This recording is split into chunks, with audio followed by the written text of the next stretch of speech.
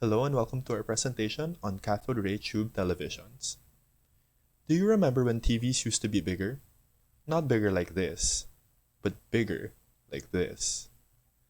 This is a cathode ray tube television, or more commonly known as a CRT TV.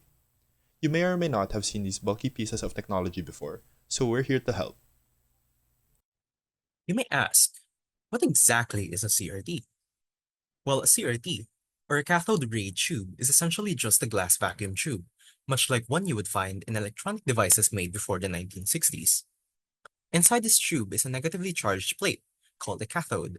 When heated enough, electrons from the cathode are actually emitted forward towards an anode, which are then steered and accelerated towards a phosphor-coated surface, hence also known as an electron gun.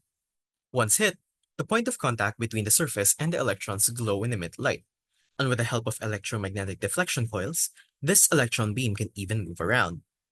Now, CRT TVs use a raster-based scanning system, where instead of drawing lines on the surface, the beam just moves in a repeating pattern that covers the entire screen dozens of times per second, allowing us to produce pictures or even text. Now, it might be interesting to note that this actually only applies to monochrome CRTs.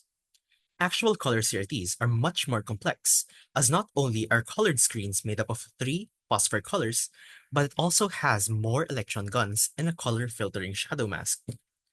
In monochrome screens, the colors are pretty much just determined by the phosphor coating mixture used, which can easily vary from black and white to green and even to an orangey amber color.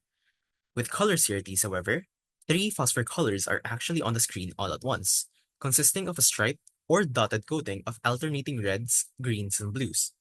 In conjunction to this, three electron guns are also present for each color.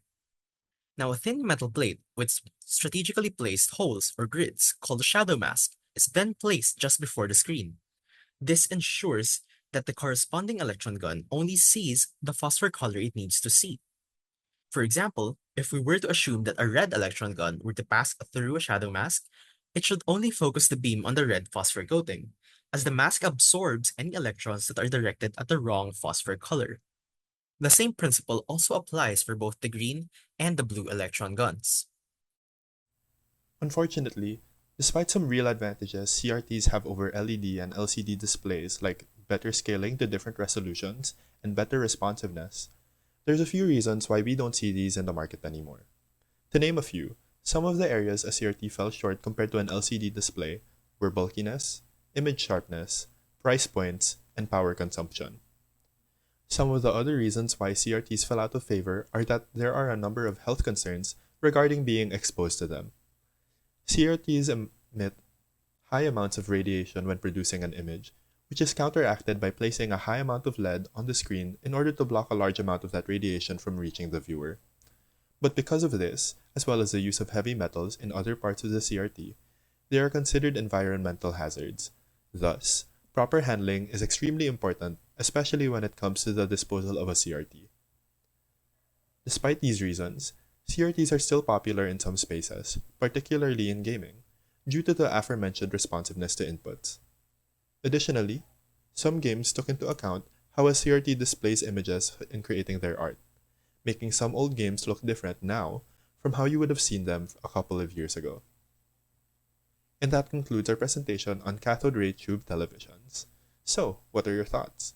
Do you think CRTs should come back into production? Could innovations be made to make CRTs less harmful to our health and to the environment? Tell us your thoughts in the comments below.